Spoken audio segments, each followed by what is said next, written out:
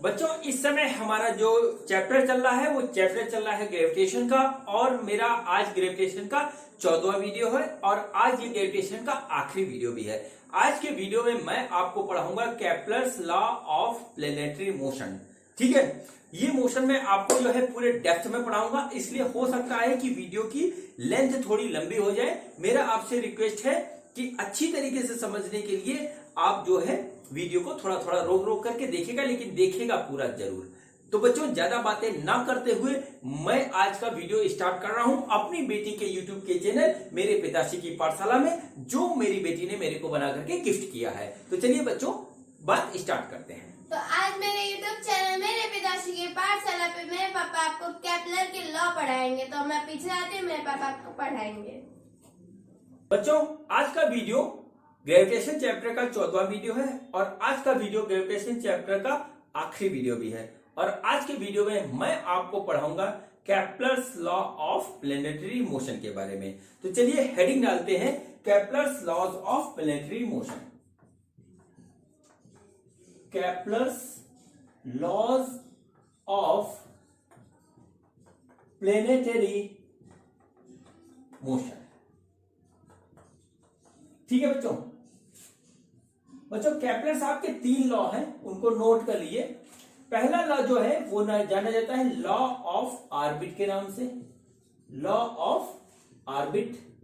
ठीक है, second law जो होता है वो हमारा कहलाता है law of area, law of area,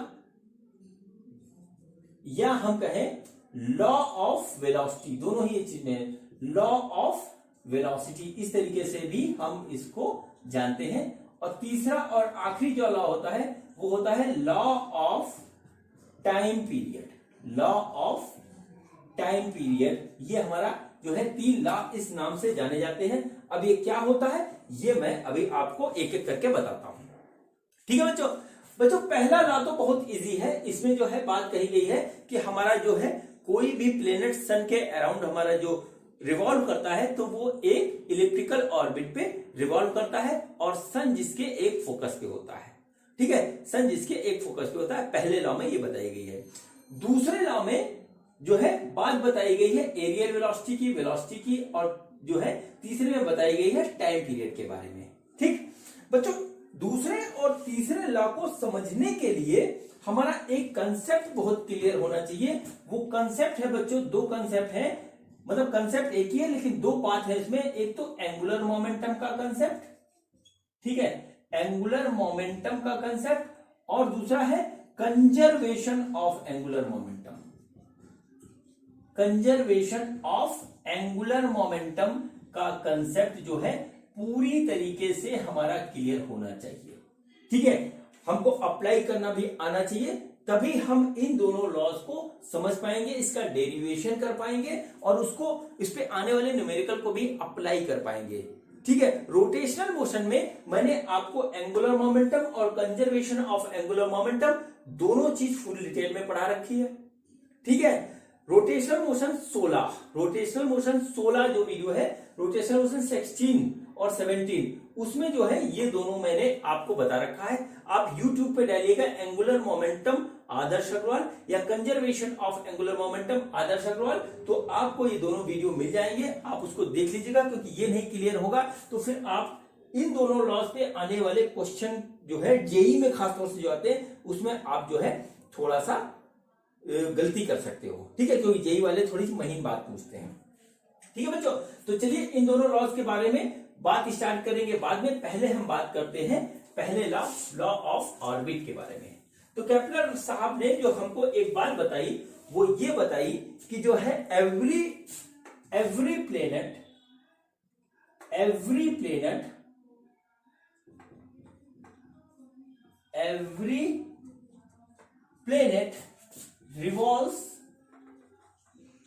revolves around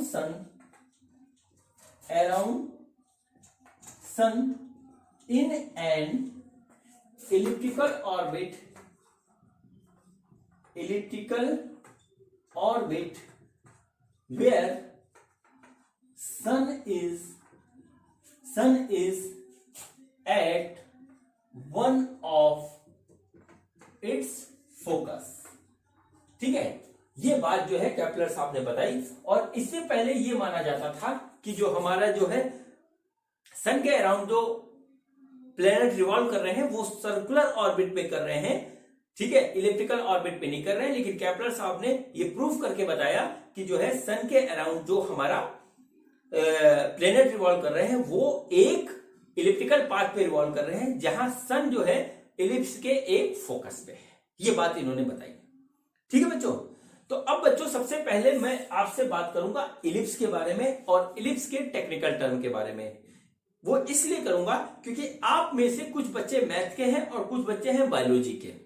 math में एक चैप्टर है कोऑर्डिनेट ज्योमेट्री में इलिप्स का, तो मैथ वाले बच्चों का जो है इलिप्स का कांसेप्ट पूरी तरीके से क्लियर होता है। लेकिन बायोलॉजी वाले बच्चों को प्रॉब्लम होती है, तो इसलिए मैं बता रहा हूं कि इलिप्स क्या होता है और इसकी क्या क्या हमारी टेक्निकल टर्म होती है।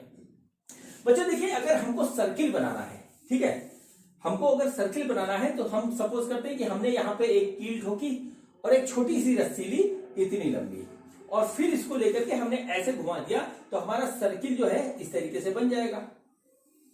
ठीक है, इस तरीके से बन जाएगा। उतना अच्छा नहीं बना है, लेकिन ये सर्किल, इसको मान लीजिए ये इस तरीके से एक सर्किल बन गया। अब ये सर्किल जो है इसके सेंटर से एक सर्टेन डिस्टेंस पे जो है इसका पेरिफेरी होता है, ये हमारा है, यानी कि जो है सर्किल जो है वो इस सेंटर से बाउंड है। ठीक, ये हमारी हो गई सर्किल की बात। अब देखिए इलिप्स कैसे बनता है। ठीक है, इलिप्स भी ऐसे बनता है, लेकिन देखिए थोड़ा सा अलग कंडीशन होती है। देखिए क्या होता है कि हमने एक की बजाय दो कीले यहां पर ऐसे ले ली। ठीक है, दो कीले एक डिस्टेंस पे हमने ली और बांध दी उसको यहां पे। अब हमने क्या किया, एक रस्सी ली, लेकिन वो रस्सी क्या है, इन दोनों के बीच की जो डिस्टेंस है उससे लंबी है, यानी यहां पर हमने क्या किया, इस तरीके से एक रस्सी बांध दी यहां पर। ठीक है, फिर अपनी उंगली से इस रस्सी में फंसाई और रस्सी को कर दी टाइट। तो देखिए हमारे पास क्या हो गया, कुछ इस तरीके का हमको रस्सी का शेप मिलेगा। इस तरीके से हमने रस्सी जो ली थी इसको टाइट करके यहाँ पे ऐसे उंगली फंसा दी। अब हमने क्या किया कि रस्सी उंगली में फंसी फंसी इसको हमने ऐसे घुमाना स्टार्ट किया, ऐसे घुमाया जहां तक ये घूम पाया, जिस भी शेप में घूम पाया, तो हमको एक फिगर फाइंड आउट होगा, और वो फिगर हमारा बच्चों कुछ इस तरीके का होगा। ठीक है, वो फिगर हमारा कुछ इस तरीके का होगा, और यही फिगर हमारा कहलाएगा इलिप्स। ठीक है, यही फिगर हमारा कहलाएगा इलिप्स, और जो हमारी दो कीलें थी यही पॉइंट हमारे कहलाएंगे फोकस ऑफ इलिप्स। इलिप्स के बच्चों दो फोकस होते हैं, इस चीज को आप नोट कर लीजिए। ठीक है, इलिप्स के हमारे दो फोकस होते हैं, और ये जो इलिप्स का जो हमारा पेरिफेरी आया है वो इस दोनों फोकस से बाउंड होता है सर्टेन डिस्टेंस पे। इसमें इलिप्स से कोई भी पॉइंट ले, उनका उस पॉइंट का जो डिस्टेंस होगा दोनों फोकस से, उसकी जो सम होगी वो बिल्कुल इक्वल होगी, कहीं पर भी आप ले लें। ठीक है, इसी तरीके से इलिप्स बनाया जाता है। ठीक, अब बच्चों देखिए ये क्या हो गया, ये हमारे हो गए दो फोकस। इसको हम फिर से कायदे से बना देते हैं। ठीक है, देखिए एक फोकस हो गया ये, और दूसरा फोकस हो गया हमारे पास ये। ठीक, अब देखिए हम क्या करते हैं, यहां पर जो है एक इस डिस्टेंस को ऐसे लेते हैं और दूसरा हम एक लाइन ऐसे खींचते हैं। ठीक, तो क्या हुआ, देखिए ये थोड़ी सी हमारी छोटी है और ये थोड़ी सी बड़ी है। तो जो बड़ी वाली है इसको बच्चों हम कहते हैं मेजर एक्सिस, मेजर एक्सिस, और इसकी जो लेंथ है वो 2a नापी जाती है। ठीक है, छोटी वाली जो होती है उसको हम कहते हैं माइनर एक्सिस, माइनर एक्सिस, और इसको हम 2b कहते हैं। तो यानी कि क्या हुआ, b ये हो गया, b ये हो गया, a ये हो गया और a ये हो गया, ये बीच में हो गया हमारा ओरिजिन। इस टाइप से मान लीजिए आप। ठीक है बच्चों, यहां पर हम a को बोलते हैं सेमी मेजर एक्सिस, हम बोलते हैं सेमी मेजर एक्सिस, और b को हम बोलते हैं सेमी माइनर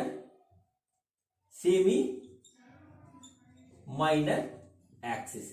इस तरीके से हम a और b हमारे पास होता है।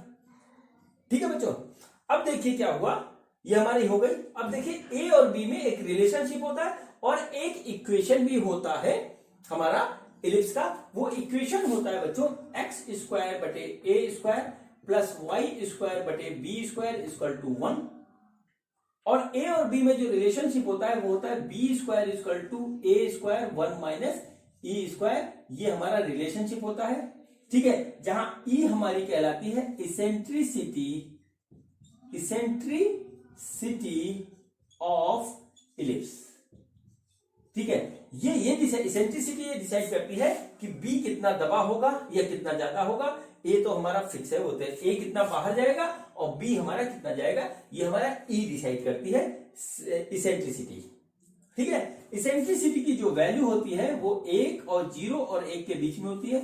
अगर ई हम 0 कर दें तो यही इक्वेशन हमारी जो है हो जाएगी सर्किल की, ठीक है, यही इक्वेशन हमारी सर्किल की हो जाएगी, यानी ए इक्वल टू बी हो जाएगा, ठीक है। जैसे जैसे ई हमारा बढ़ता है A1 की ओर, ये जो है इसेंट्रिक होता जाता है और जो है एलिप्स का फॉर्मेशन हमारा ये हो जाता है, ठीक है। तो इतनी बातें हमारी जो है एलिप्स की होती है, ठीक। अब देखिए क्या हुआ, केपलर साहब ने हमको एक बात बताई कि जो है प्लेनेट है वो इलिप्टिकल ऑर्बिट पे चलता है और सन जो है वो एक फोकस पे होता है। फोकस इसके दो है, ये वाला है, ये वाला है, एफ और एफ डैश इस तरीके से हम लिख ले। तो सन जो है इन दोनों में से किसी एक फोकस पे होता है। हम सपोज करते हैं कि सन हमारा इस वाले फोकस पे है और हमने यहां पर देखिए सन को इस तरीके से बना दिया। ये हमारा सन हमारा इस फोकस पे सेट हो गया, ठीक है, इस फोकस पे हमारा सन आके सेट हो गया, हमने यहां पे ले लिया। अब बच्चों देखिए थोड़ी सी बात करते हैं इस इलिप्स की। तो क्या होता है कि जब हमारा कोई प्लेनेट यहां पर इस तरीके से घूम रहा होता है तो एक बार वो सन के क्लोज में होता है और एक बार वो काफी दूर होता है, यानी ये वाला पॉइंट होता है क्लोजेस्ट टू द सन और ये वाला पॉइंट होता है फारदेस्ट टू द सन। इस पॉइंट को बच्चों हम कहते हैं पेरिफिलियन, पेरिफिलियन या कहते हैं पेरिगी, नोट कर लीजिए। और ये वाला पॉइंट होता है, ये बच्चों हमारा कहता है एफिलियन, एफिलियन या कहलाता है एपोगी, ठीक है, ये वाला। अब देखिए अगर हम इसका कोऑर्डिनेट देखें, इसको ओरिजिन मान करके, तो ये आएगा -a,0 और ये आएगा a,0। ये वाला पॉइंट कहलाएगा हमारा 0,b और ये वाला पॉइंट हमारा कहलाएगा 0,-b। इस तरीके से ये हमारा जो है कहलाएंगे पॉइंट। बच्चों फोकस के भी कोऑर्डिनेट होते हैं, नोट कर लीजिए। फोकस के कोऑर्डिनेट होते हैं हमारे पास, वो होता है -ae,0 और ये वाला फोकस है, इसका काम होगा ae,0, जिसका कोऑर्डिनेट होगा वो होगा ae,0, ठीक है, ये हमारी बात हो गई। अब देखिए इलिप्स पे रिवॉल्व करने के कारण क्या होगा कि एक बार प्लेनेट क्लोजेस्ट होगा, सपोज करिए इस डिस्टेंस को हम मान लेते हैं r1 और इस डिस्टेंस को जो यहां से यहां तक है उसको हम मान लेते हैं r2, ठीक है। तो देखिए क्या होगा, r1 जो होगा बच्चों हमारा, r1 जो होगा है, r1 जो होगा, r1 कैसे निकालेंगे, देखिए ये डिस्टेंस हमारी a, हमने ले लिया a। अब देखिए इतना डिस्टेंस हमारी कितनी है, ae है, तो इतना हम कम कर देंगे तो ये आ गया -ae, इस तरीके से।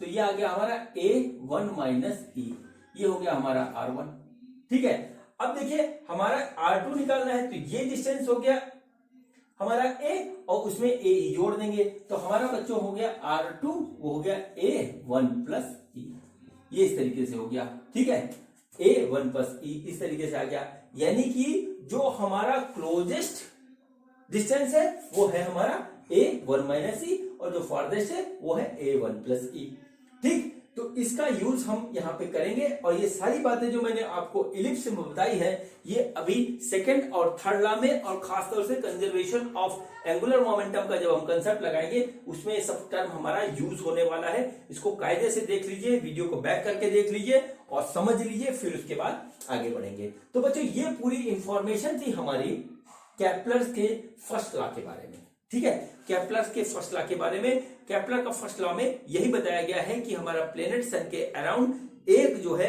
ऑप्टिकल और इलिप्टिकल ऑर्बिट पे घूमता है और सन उसके फोकस पे होता है, ठीक है बच्चों। तो चलिए अब हम बात करते हैं केपलर के सेकंड लॉ के बारे में, बात करते हैं केपलर के सेकंड लॉ के बारे में। तो बच्चों अब हम बात करेंगे केपलर के सेकंड लॉ के बारे में, ठीक है, Kepler second law of planetary motion. तो चलिए बच्चों हेडिंग डालिए, Kepler second law of planetary motion, Kepler's second law of planetary motion. ठीक है बच्चों, देखिए इसको हम जानते हैं लॉ ऑफ एरिया के नाम से, लॉ ऑफ एरिया, या हम इसको जानते हैं लॉ ऑफ स्पीड के नाम से, लॉ ऑफ स्पीड के नाम से जानते हैं। ये दोनों चीजें एक दूसरे से रिलेटेड हैं, और किस तरीके से रिलेटेड है वो मैं अभी आपको पूरा डिटेल में समझाऊंगा। ठीक है बच्चों, तो देखिए सबसे पहले मैं आपको बताता हूं कि जो है हमारा मेन स्टेटमेंट इस लॉ का क्या है। वो ये स्टेटमेंट है, the radius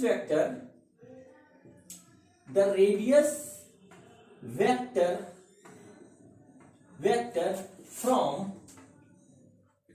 sun to planet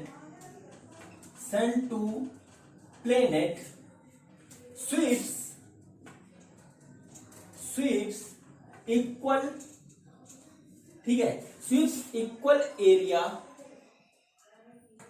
in equal time. ठीक है, ठीक है। आई मतलब इसका मतलब क्या हुआ, the areal velocity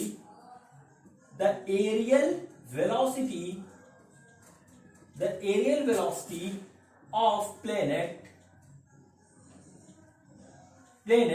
is constant. ये हमारा स्टेटमेंट हुआ। इनका कहने का मतलब है कि हमारा जो एक ऑर्बिट में हमारा एक प्लेनेट रिवॉल्व कर रहा है, उस पे हम यदि रेडियस वेक्टर डालें सन से प्लेनेट की ओर, तो वो हमारा इक्वल टाइम में इक्वल एरिया स्वीप करेगा, चाहे वो कहीं पर भी हो। ठीक है, चाहे वो कहीं पर भी हो, ये हमारा ये स्टेटमेंट है। ठीक है, और इसी स्टेटमेंट से एक दूसरा कंक्लूजन निकला, और वो कंक्लूजन ये निकला, the planet changes its speed from point to point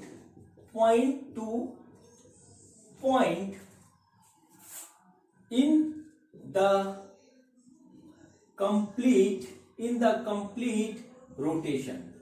ठीक है, रोटेशन क्या हुआ कि पूरे कंप्लीट रोटेशन में जो हमारा जो प्लेनेट है वो हर जगह अपनी स्पीड को बदलता है।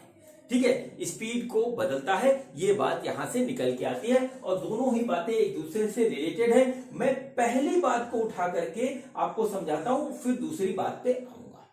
ठीक है बच्चों, तो देखिए क्या हुआ, ये हमारा हो गया ऑर्बिट, इलिप्टिकल ऑर्बिट कुछ इस तरीके से हो गया, इस तरीके से। ठीक है, ये हमारा इलिप्टिकल ऑर्बिट हो गया, और ये हो गया सन हमारा फोकस पे। ठीक है, अब देखिए क्या हुआ कि हम जो है सपोज करते हैं कि हमारा प्लेनेट किसी टाइम पे यहां पे है। ठीक है, और ये हो गया हमारा रेडियस वेक्टर जो उसको ज्वाइन कर रहा है ऐसे। ठीक, अब क्या हुआ, टी टाइम के बाद ये अपना एक स्पीड से चल रहा है।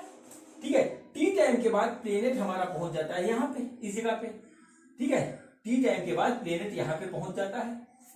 ठीक, तो ये रेडियस वेक्टर कुछ एरिया यहां पे इस तरीके से स्वीप करेगा। ये देखिए, ये एरिया इसने इतना कवर किया यहां पे। ठीक है, और इस एरिया को हम मान लेते हैं कि A1 एरिया इसने कवर किया। ठीक है, अब हम फिर से एक्सपेरिमेंट करते हैं। कुछ देर बाद प्लेनेट हमारा यहां पे आ गया। ठीक है, हमने क्या किया, एक रेडियस वेक्टर ऐसे यहां खींचा, और फिर देखिए क्या हुआ, ये ऐसे इस स्पीड से ऐसे ऐसे चल रहा था। और तब तक हमने क्या किया कि उसी टाइम टी में, जैसे वो टाइम टी लिया था, उतने ही टाइम टी में हमने इसकी दूसरी लोकेशन नोट करी, तो वो लोकेशन हमारी ये निकली। और फिर इस रेडियस वेक्टर के बीच में जो हमारा एरिया स्वीप हुआ वो कुछ इतना हुआ, और इस एरिया को हमने मान लिया A2। ठीक है, इस एरिया को हमने मान लिया A2। अब ये एरिया कितना, ये एरिया कितना, ये तो निकालने पे पता लगेगा। ठीक है, इक्वल टाइम में जो एरिया स्वीप हो रहा है ये इक्वल है, ये स्टेटमेंट जो है केपलर साहब का है सेकंड लॉ के फॉर्म में। ठीक है, तो इस हिसाब से क्या हुआ कि हमारा जो A1 हो गया वो हमारा A2 के बराबर हो गया, क्योंकि इक्वल टाइम में इक्वल एरिया इसने स्वीप किया, और इस वजह से A1 A2 हमारा बराबर हो गया।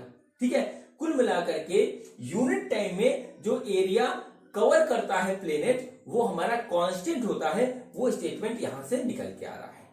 ठीक है, कुल मिलाकर के क्या क्या बात आई कि A1/T इक्वल टू A2/T, ये हमारा निकल के आया बराबर कांस्टेंट। ठीक है, इसको अगर हम दूसरे हिसाब से बात करें तो वो क्या होगा कि areal velocity of planet is constant. ये हमारा स्टेटमेंट यहां पे इस तरीके से निकल के आ गया कि एरियल वेलोसिटी किसी भी प्लेनेट की कांस्टेंट होती है। ठीक है, अब देखिए बच्चों, हमारी वेलोसिटी क्या होती थी और एरियल वेलोसिटी क्या है उसको हम बात करते हैं, फिर देखिए आएगा। देखिए वेलोसिटी हमारी क्या थी, वेलोसिटी थी हमारी change in distance upon time या change in displacement upon change in time. तो एरियल वेलोसिटी बच्चों हमारी क्या होगी, एरियल वेलोसिटी अगर हम देखें, एरियल वेलोसिटी जो होगी हमारी वो होगी change in area divided by change in time. ठीक है, इसको हम कहेंगे एरियल वेलोसिटी, मतलब जो है यूनिट टाइम में जितना एरिया हमारा चेंज हो रहा है वो हो गया हमारा एरियल वेलोसिटी। और उसको इस तरीके से हम लिख सकते हैं delta A divided by delta T, या बहुत छोटे फॉर्म में लिखें तो dA/dt, ये हमारा होगा कांस्टेंट। ठीक है, ये हमारा है केपलर का सेकंड लॉ। ठीक है, इसको आप नोट कर लीजिए कि dA/dt हो गया हमारा कांस्टेंट और ये हो गया हमारा केपलर का सेकंड लॉ। ठीक है बच्चों, ये हमारा फर्स्ट स्टेटमेंट जो है वो मैंने आपको शो कर दिया, अभी इसको प्रूव करूंगा थोड़ी देर में। बच्चों अब यहां पर बात आती है सेकेंड वाली जो मैंने नीचे लिखी है, the planet changes is speed from point two point in the complete rotation. ठीक है, अब बच्चों यहां पर एक चीज देखिए कि सन एक फोकस पे होता है और सन से ये डिस्टेंस ज्यादा है और ये डिस्टेंस कम है, और हमसे ये बात कही जा रही है कि इक्वल टाइम में ये एरिया इक्वल स्वीप करता है। तो इसका मतलब क्या हुआ, इसका मतलब ये हुआ कि यहां पर जो है वेलोसिटी कम होगी। ठीक है, कम होगी तो यह धीरे धीरे चलेगा, तो धीरे धीरे चलने पे क्या होगा, जो एरिया निकलेगा ये डिस्टेंस हमारी कम हो जाएगी।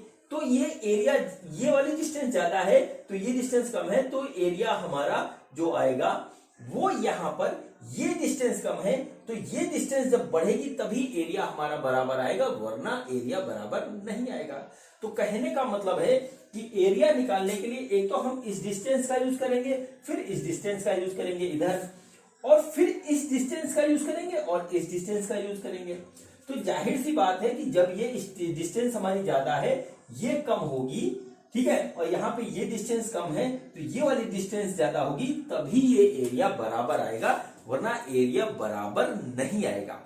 ठीक है, तो लॉजिकली एक बात समझ में आती है कि यहां पर स्पीड जब बढ़ेगी तभी ये डिस्टेंस ज्यादा होगी, और यहां पे स्पीड कम होगी तभी ये डिस्टेंस कम होगी। तो कुल मिलाकर के यहां पर एक बात समझ में आती है कि यहां पर जो है, जो स्पीड हो जाएगी प्लेनेट की वो लेस हो जाएगी अपने आप ही, और यहां पर जो है स्पीड हो जाएगी वो मोर हो जाएगी अपने आप ही, और ये डिस्टेंस कवर्ड उतने ही टाइम में ज्यादा होगा और ये डिस्टेंस कवर्ड उतने ही टाइम में कम होगा।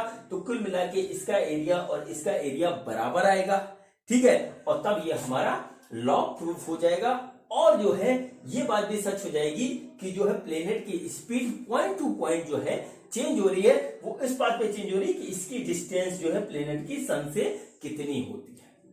ठीक है, इसकी डिस्टेंस सन से हमारी कितनी होती है, तो ये बात हमारी यहां पर इस तरीके से प्रूव हो जाएगी। मतलब दोनों ही बात हमारी यहां पे निकल के आ रही है, ये इस पे डिपेंडेंट है और ये इस पे डिपेंडेंट है, इसलिए इसको हम या तो लॉ ऑफ स्पीड कह सकते हैं या लॉ ऑफ एरिया कह सकते हैं, जो हमारी इच्छा हो हम उसको कह लें। लेकिन ये बात सच है कि इक्वल टाइम में प्लेनेट इक्वल एरिया स्वीप करता है, और जो है प्लेनेट के स्पीड हर पॉइंट पे एक इलिप्टिकल ऑर्बिट में बदलती रहती है। इन दोनों बात को साथ लेके चलना है, क्योंकि जितनी बात मैंने अभी तक आपको बताई है इस पे ना जाने कितने तरीके से क्वेश्चन नीट और आईआईटी वाले बना करके आपको दे देंगे।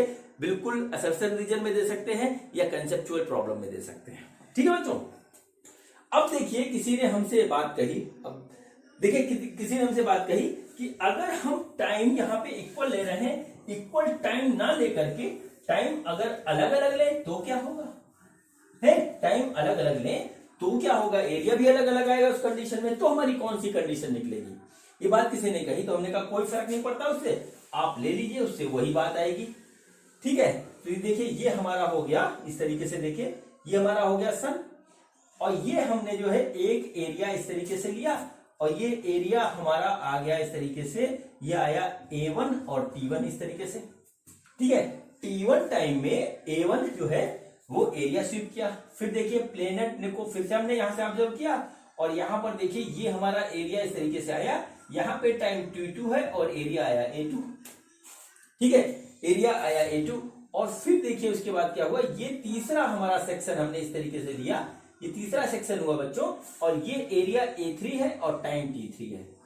ठीक है, यहाँ पे गिवन है कि हमारा T1, T2, T3 हमारा जो है अलग अलग है, दोनों सेम नहीं है, तो जाहिर सी बात है कि एरिया A1, A2, A3 हमारा कितना होगा, इसके बीच में क्या रिलेशन होगा, ये सपोज कीजिए इस टाइप का क्वेश्चन हमें आ गया। और हमको जो ऑप्शन दिए हैं वो ऑप्शन आप नोट कर लीजिए। तो ऑप्शन हमारा हो गया A1 = A2 बराबर A3।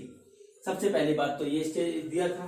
दूसरा ऑप्शन था हमारा वो ये था कि T1 = T2 बराबर T3, और तीसरा ऑप्शन था हमारा A1 T1 बराबर A2 T2 बराबर A3 T3, और चौथा और लास्ट ऑप्शन था A1 बटे T1 बराबर A2 बटे T2 डिवाइड बराबर A3 बटे T3।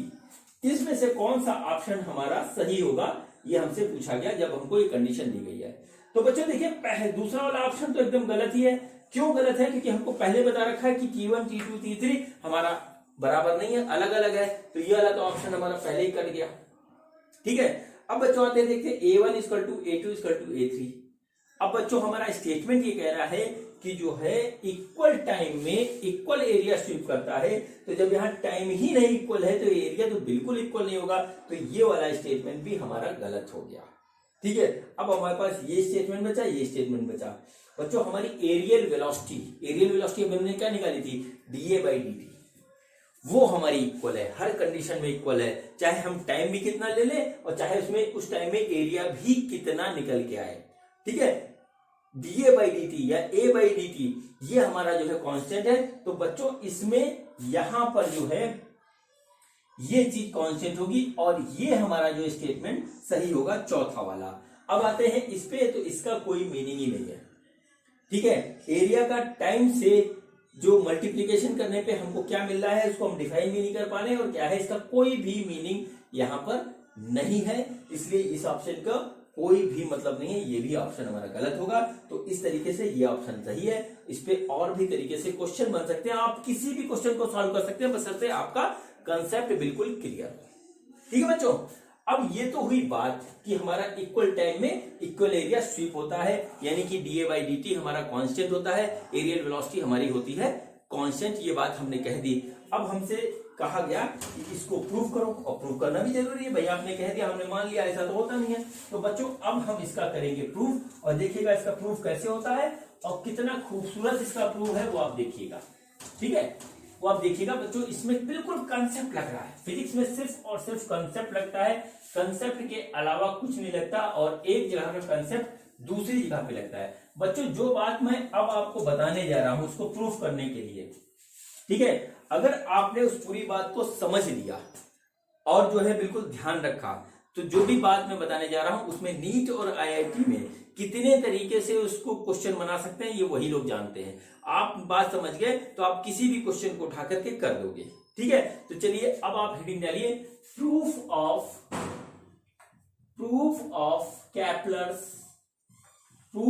Kepler's second law. ठीक है, सेकेंड लॉ हमारा क्या है, सेकेंड लॉ कि dA/dt हमारा कांस्टेंट होता है, ये हमको प्रूव करना है। ठीक है, ये हमको प्रूव करना है। ठीक बच्चों, ठीक है, तो चलिए सबसे पहले हम बनाते हैं इलिप्स, और आपको इलिप्स के बारे में कुछ बात बताते हैं, फिर उसके बाद आगे बढ़ेंगे। ये हो गया बच्चों हमारा इलिप्स इस तरीके से। ठीक है, ये हो गया इसका मेजर एक्सिस, ये हो गया इसका माइनर एक्सिस, और इसके अराउंड हमारी जो है एक प्लेनेट रिवॉल्व कर रही है बच्चों। ठीक है, अब देखिए मैं आपको एक बात बताने जा रहा हूं, वो कंसेप्चुअल बात है और सही भी है और ध्यान भी रखनी है। ये हमारा हो गया सर्किल इस तरीके से। ठीक है, ये हमारा सर्किल हो गया। अब देखिए सर्किल में क्या होता है कि ये सेंटर है और यहां से जो हम एक रेडियस वेक्टर डालते हैं तो किसी भी पॉइंट पे यदि हम वेलोसिटी और रेडियस वेक्टर के बीच का जो हम लेते हैं एंगल वो 90 आता है। ये आप बहुत कर चुके हो, ये आपको पता भी है, ठीक है, ये आपको पता भी है, ये यहां पे 90 आता है। हर जगह कहीं भी बना लीजिए वो इतना आएगा। लेकिन इलिप्स में ऐसा नहीं होता है, ठीक है, इलिप्स में ऐसा नहीं होता। ये 4 पॉइंट है हमारे, ये 4 पॉइंट है। जब हमारा प्लेनेट यहां पे होगा, सपोज करिए ऐसे रिवॉल्व कर रहा है, प्लेनेट जब इस पोजीशन पे हमारा होगा, ठीक है, तब ये सब वेलोसिटी हो गई, ये वेलोसिटी हो गई, ये वेलोसिटी हो गई, ये भी वेलोसिटी हो गई।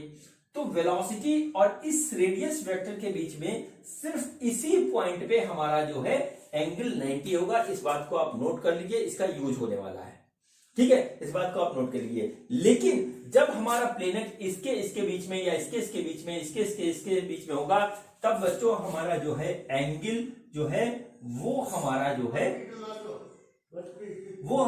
है एंगल वो हमारा होगा थीटा, ठीक है, वो हमारा एंगल 90 नहीं होगा।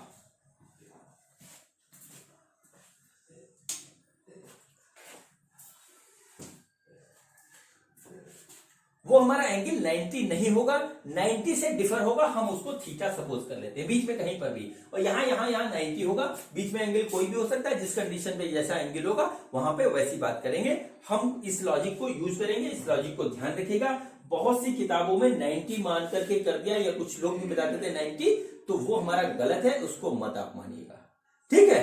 तो चलिए अब बात करते हैं आगे की, और जो है अपने कंसेप्ट को हम करते हैं स्टार्ट, ठीक है। तो सपोज करिए कि हमारा एक प्लैनेट जो है, हमारा एक प्लैनेट सन के अराउंड इलिप्टिकल ऑर्बिट पे घूम रहा है, ठीक है, और किसी मोमेंट पे उसकी वेलोसिटी है v, किसी मोमेंट पे उसकी वेलोसिटी है v, ऐसा आप मान लीजिए। और सन यहां पे है और उसका जो डिस्टेंस है सन से वो है r, वेलोसिटी हमारे पास है इस तरीके से v, ठीक है, वेलोसिटी हमारी है v। अब सपोज करते हैं कि एक बहुत से छोटे टाइम dt में ये प्लेनेट यहां से यहां तक आ गया और यहां पे ऐसे आ गया, ठीक है। तो यहां से यहां तक जो आने पे जो हमारा डिस्टेंस जो चलेगा वो हम सपोज कर लेते हैं कि dx है, और वो हो जाएगा हमारा dx equal to v dt। इस तरीके से ये हमारा आ जाएगा, ठीक है, vx equal to d dt, इस तरीके से हमारा आ जाएगा, ठीक है बच्चों। अब देखिए हम निकाल रहे हैं इसका, हमको क्या निकालना है कि dt टाइम में इसने एरिया कितना स्वीप किया, ये चीज हमें निकालना है, ठीक है। dt टाइम में इसने एरिया कितना स्वीप किया ये हमको यहां पे निकालना है बच्चों। तो देखिए हम क्या करते हैं, कैसे निकालेंगे, बहुत छोटा टाइम है, बहुत छोटी डिस्टेंस है, तो जो एरिया स्वीप करेगा वो भी हमारा बहुत छोटा होगा, हम dA मान के चलते हैं हमको। तो सपोज करते हैं कि हमारा जो एरिया स्वीप होता है वो होता है dA। अब ये dA कितना है, चलिए उस पर बात कर लेते हैं बच्चों। तो इसको पूरा का पूरा उठा करके हम यहां बना देते हैं, ठीक है बच्चों, इसको पूरा का पूरा उठा करके हम यहां बना देते हैं और देखते हैं कि हमारा क्या आएगा। तो बच्चों देखिए ये हमारा ऐसे हो गया, ये हमारा ऐसे हो गया, ये हमारा ऐसे हो गया, ठीक है, ये हमारा ऐसे हो गया। इसको हम थोड़ा सा आगे बढ़ा देते हैं तो ये एंगल हो गया थीटा, ठीक है। जैसे ये हमारा रेडियस वेक्टर है, इसको हम आगे बढ़ाते हैं ऐसे, तो हमारा एंगल और वेलोसिटी के बीच में, रेडियस वेक्टर और वेलोसिटी के बीच में एंगल हो गया हमारा थीटा, इस तरीके से, ठीक है।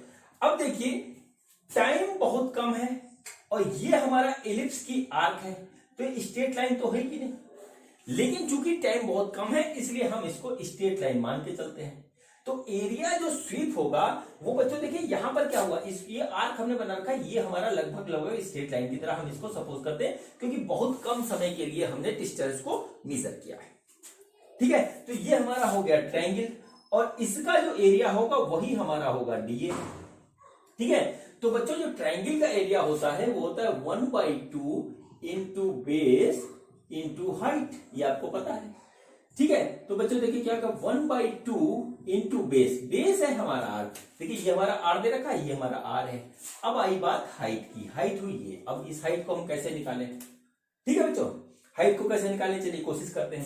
तो देखिए क्या हुआ, ये डिस्टेंस क्या होगी, ये बच्चों होगी dx और dx है हमारा v dt, अभी मैंने थोड़ी देर पहले लिखा था, ठीक है, अब देखिए ये एंगल कितना हो जाएगा, ये एंगल हो जाएगा 180 माइनस थीटा, ये थीटा है तो ये 180 माइनस थीटा हो गया। हाइट को हम मान लेते हैं h। ठीक, अब देखिए हम इस वाले ट्रायंगल में लगाते हैं रूल ट्रिग्नोमेट्री का, तो यहां पे आएगा sine 180 minus theta is equal to h upon dx। ठीक है, h अपॉन dx, और dx जो है बच्चों है vdt, तो साइन 180 माइनस थीटा हो गया हमारा साइन थीटा, और ये हो गया h अपॉन vdt, यानी कि जो h आएगा हमारा वो आ जाएगा vdt साइन थीटा। इस तरीके से ये हमारा जो है h का एक्सप्रेशन हमको एक मिल गया। और बच्चों जो है हम h के इस एक्सप्रेशन को यहां रख देते हैं। देखिए हाइट h मानी हमने, और जो बेस हमारा r हो गया, तो 1/2 इंटू आर इंटू एच, तो ये हमारा आ गया 1/2 इंटू आर इंटू जो है h आया वो आया vdt साइन थीटा, और ये आ गया हमारा dA। ठीक है बच्चों, अब देखिए हमको इसमें क्या करना है, dt हमको ये दिख रहा है, dA हमको ये दिख रहा है, तो हमारे पास आ गया dA by dt is equal to 1/2 r into v sine theta. ये हमको यहां पे फाइंड आउट हो गया, ये हमको यहां पे फाइंड आउट हो गया। अब बच्चों हमको ये चीज जो है करनी है कांस्टेंट प्रूफ। कहानी गई बदल, कहानी ज्यादा टिपिकल हो गई। टिपिकल ये हो गई v हमारा वेरी कर रहा है क्योंकि हर पॉइंट पे हमारी जो है स्पीड चेंज हो रही है। r हमारा वेरी कर रहा है क्योंकि सन से प्लेनेट इक्वल डिस्टेंस पे नहीं है, और थीटा भी हमारा वेरी कर रहा है, वो मैं आपको दिखा चुका हूं। तो अब करें तो करें क्या, बहुत बड़ी प्रॉब्लम क्रिएट हो गई बच्चों। अब यहां पर आएगा हमारा बहुत बड़ा कंसेप्ट, और उस कंसेप्ट का नाम है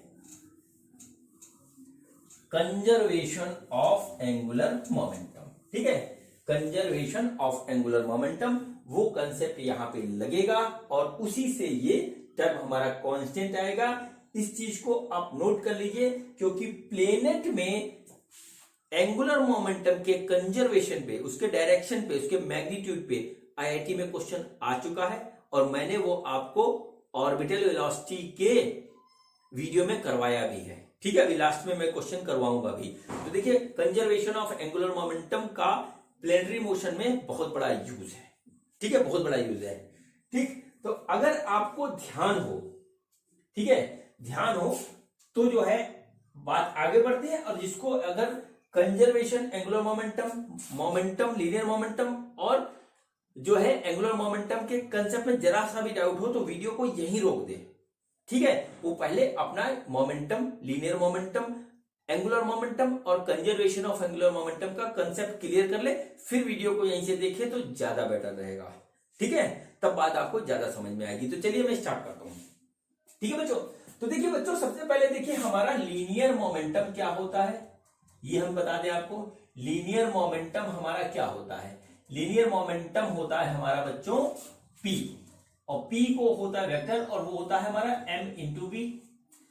एंगुलर मोमेंटम हमारा क्या होता है बच्चों, एंगुलर मोमेंटम होता है बच्चों हमारा, वो होता है हमारा r क्रॉस p, इस तरीके से। और ये हमारा आता था r इंटू एम वी, अगर आपको याद हो, और ये आता था हमारा M V R sine theta. देखिए ये चीज हमारी आती थी M V R sine theta, ये हमारा ये चीज आता था। ठीक है, अब देखिए यहां पे लिखा हुआ है वी आर साइन थीटा, देखिए यहां पर भी हमको कुछ कुछ दिखाई देने लगा, वही चीज दिखाई देने लग गई। ठीक है, अब हमारा जो है सोल्यूशन निकल सकता है, कुछ एक उम्मीद जगी। चलिए हम बात करते हैं। ठीक है, हम बात करते हैं।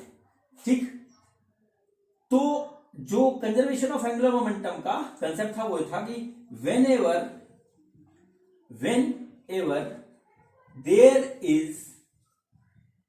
Is net torque on the system is 0, angular momentum will be conserve. ठीक है, बस इतना ही स्टेटमेंट था। अगर किसी सिस्टम पे, किसी बॉडी पे लगने वाला किसी एक्सिस के अबाउट नेट टॉर्क 0 है तो उस एक्सिस के अबाउट हमारा एंगुलर मोमेंटम कंजर्व रहेगा। ये बात मैंने अपने रोटेशनल मोशन के वीडियो में, वीडियो नंबर 16-17 में आपको ढंग से समझाई है। और जब मैंने रोलिंग मोशन पढ़ाया था तो conservation of momentum in rolling motion का एक अलग सभी जो है वीडियो बना है, वो सब आपको देखना है, सीखना है और ध्यान रखना है। और आगे कहीं पर भी अप्लाई होगा तो उसको अप्लाई करना भी आना चाहिए अगर आप जेई निकालना चाहते हो। ठीक है, ऐसे ही कंसेप्ट जब क्लियर होते हैं तभी बच्चों की रैंक अच्छी आती है, तो ध्यान रखिएगा। चलिए स्टार्ट करते हैं। तो कुल मिलाकर के अगर हमारा टॉर्क जो है वो 0 होगा तो हमारा एंगुलर मोमेंटम वो हमारा कंजर्व रहेगा या कांस्टेंट होगा, कुछ भी कह लीजिए, ये हमारा होता है। ठीक है बच्चों, तो इस बात को नोट कर लीजिए, फिर मैं आगे बढ़ता हूं। अब देखिए, जब हमारा ऑर्बिट में हमारा जो है क्या प्लेनेट घूम रहा है सन के अबाउट, तो हमको यहां पर देखना है कि इसके ऊपर कौन कौन सी फोर्स लग रही है। ठीक है, और नेट टॉर्क कितना है। बच्चों देखिए, ये हमारा जो है, ये सिस्टम हमारा जो है वो हमारा घूम रहा है वैक्यूम में। वैक्यूम में होने की वजह से उसके ऊपर किसी भी तरीके का फ्रिक्शन नहीं है। ठीक है, कोई एक्सटर्नल फोर्स नहीं है। ठीक है, और सिर्फ एक ही फोर्स इस पे काम कर रही है, वो हमारी फोर्स काम कर रही है ग्रेविटेशन की, जो कि सन की ओर है। और वो फोर्स बच्चों होगी हमारी F=GMM/r²। ये आपको पता है अच्छी तरीके से, यहीं से ये चैप्टर स्टार्ट हुआ था। ठीक, अब देखिए, ये फोर्स जो है एक्सिस ऑफ रोटेशन से हमारी पास हो रही है। और जब कोई फोर्स हमारी एक्सिस ऑफ रोटेशन से पास होती है बच्चों, तो क्या होता है, वहां पे टॉर्क हमारा होता है 0। ठीक है, वहां पे क्या होता है, टॉर्क हमारा होता है 0 पूरी तरीके से। ठीक, तो बच्चों देखिए क्या हुआ, देखिए बच्चों क्या हुआ हमारे पास कि जैसे टॉर्क हम निकालेंगे तो हो गया R×F, यानी कि RF sin थीटा। ये हो गया इस तरीके से। बच्चों देखिए, R हमारा कुछ है, हुआ करे, F भी हमारा कुछ है। ठीक है, लेकिन साइन थीटा हमारा 0 हो जा रहा है क्योंकि ये यहीं से पास हो रहा है, R और F के बीच में 0 हो रहा है। तो नेट टॉर्क हमारा क्या हो गया, नेट टॉर्क हो गया हमारा 0। इसका मतलब क्या हुआ कि हमारा जो है मोमेंटम वो रहेगा कंजर्व। ठीक है, मोमेंटम वो हमारा कंजर्व रहेगा। ठीक है, इस बात को आप नोट कर लीजिए यहां पे। ठीक है, इस बात को आप नोट कर लीजिए, यानी कि क्या हुआ कि इस पूरी जर्नी में हमारा जो है एंगुलर मोमेंटम जो कि इतना आएगा वो रहेगा कंजर्व। ठीक है, एंगुलर मोमेंटम हमारा कंजर्व रहेगा। ठीक है, तो क्या हुआ, देखिए हमने सबसे पहले लीनियर मोमेंटम निकाला इस ऑर्बिट का, सॉरी इस प्लेनेट का, वो आया mv।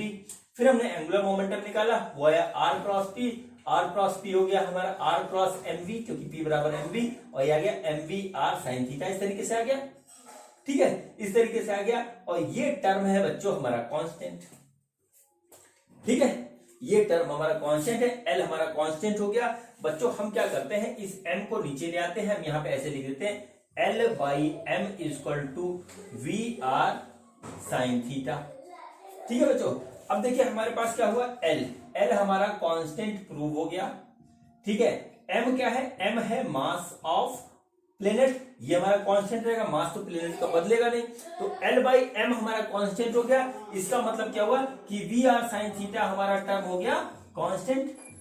ठीक है, VR sin थीटा टर्म हमारा हो गया कांस्टेंट। तो इसका मतलब क्या हुआ कि ये VR sin थीटा, ठीक है, ये हमारा कांस्टेंट हुआ। हम सबसे पहले क्या करते हैं कि VR sin थीटा की जगह L/m रख देते हैं। तो बच्चों क्या हो गया, dA/dt, ये आ गया बच्चा 1/2 इंटू L/m, और ये आ गया dA/dt इक्वल टू L/2m, और ये हो गया हमारा कांस्टेंट। ठीक है, ये हो गया हमारा कांस्टेंट। ठीक है, इस तरीके से कुल मिलाकर के हम कह सकते हैं कि dA/dt ये हो गया हमारा कांस्टेंट, और फिर इसको कह सकते हैं कि एरियल वेलोसिटी जो है हमारी हर पॉइंट पे जो है वो हमारी कांस्टेंट रहेगी। ये हमारी हो गई प्रूफ। ठीक है, ये हमारी प्रूफ हो गई बच्चों। इसमें जो सबसे इंपॉर्टेंट जो हमारा कंसेप्ट है वो कंसेप्ट है लीनियर मोमेंटम का। ठीक है, लीनियर मोमेंटम और एंगुलर मोमेंटम के कंजर्वेशन का जो कंसेप्ट है वो हमारा सबसे ज्यादा इंपॉर्टेंट है। ठीक है, मतलब क्या हुआ कि ये तो हो गया प्रूफ। अब जो है मैं आपको दूसरी बात बताता हूं।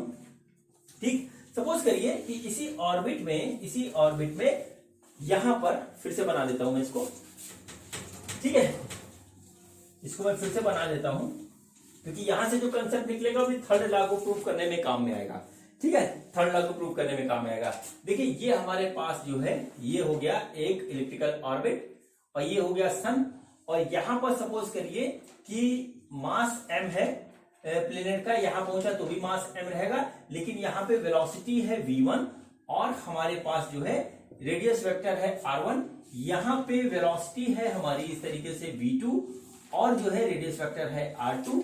तो बच्चों जब हमारा एंगुलर मोमेंटम कंजर्व है तो इसका मतलब क्या हुआ, m v1 r1 equal to m v2 r2, या इस तरीके से कहें कि L1 इक्वल टू L2 होगा क्योंकि हमारा एंगुलर मोमेंटम कंजर्व है। तो हमारे पास ये आ गया है ना, ये हमारे पास इस तरीके से आ गया। तो देखिए ये हमारा हो गया, ये दोनों कट जाएगा, यानी हमारे पास आ जाएगा v1 r1 equal to v2 r2। ये हमारा एक बहुत ही इंपॉर्टेंट रिलेशनशिप हमको यहाँ पे निकल के मिलता है। ठीक है बच्चों, तो देखिए इस तरीके से ये हमारा प्रूव हो गया केपलर का सेकेंड लॉ। ठीक, अब देखिए इसमें एक पॉइंट और आता है, उसको हम देखेंगे और उसका यूज हमारा होगा नेक्स्ट लॉ को प्रूव करने में। नेक्स्ट लॉ जो हमारा होगा उसका यूज उसमें वहां पे निकलेगा, वो ये होगा बच्चों कि हमारा जो है जब प्लेनेट एपोगी पे होता है और जो है पेरिजी पे होता है तब उसकी वेलोसिटी क्या होती है। ठीक है, एपोगी पे होता है और पेरिजी पे होता है तब उसकी वेलोसिटी क्या होती है। बच्चों ये हो गया हमारा, देखिए इलिप्टिकल ऑर्बिट, और ये हमारा यहाँ पे हो गया इस तरीके से सन। ठीक है, देखिए सन चमक रहा है, आप तक इसकी रोशनी पहुंच रही है। ठीक है, और यदि इस समय नहीं पहुंच रही तो सुबह तक पहुंच जाएगी। ये हमारा सन हो गया इस तरीके से और ये उसकी हो गई इस तरीके से ऑर्बिट। ठीक है, सन एक फोकस पे है और ये यहाँ पे प्लेनेट यहाँ पे आता है किसी टाइम, और जो है फिर एक बार प्लेनेट यहाँ पे रहता है। ठीक है, प्लेनेट एक बार यहाँ आता है, एक बार यहाँ पे प्लेनेट इस तरीके से आता है। ये हमारा ऐसे बन गया। ठीक है, तो हम सपोज करते हैं ये वेलोसिटी है v1 और ये वेलोसिटी है v2, इस तरीके से हमारा निकल के आ गया। ठीक है, मास ऑफ प्लेनेट हमारा है स्मॉल m और मास ऑफ सन है हमारा ms, इस तरीके से समझ लीजिए। ठीक, हमको क्या निकालना है, ठीक है, हमको निकालना है velocity of planet at apogee and perigee। ठीक है, एपोगी एंड पेरिगी पे हमको निकालना है वेलोसिटी। ठीक है, ये हमारा हो गया एपोगी, ये भी मैंने आपको स्टार्टिंग में बताया था, ये हो गया हमारा एपोगी और ये पॉइंट हो गया हमारा पेरिगी।